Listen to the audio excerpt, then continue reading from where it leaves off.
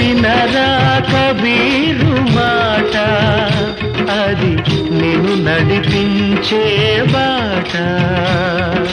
వినరా కబీరు మాట, అది నిన్ను నడిపించే బాట.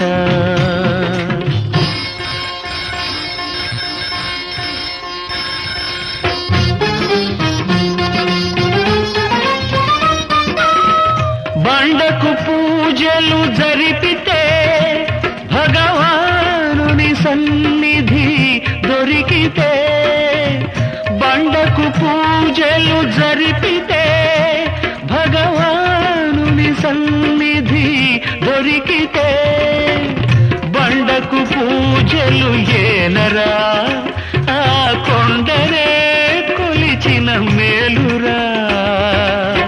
అంతకంటే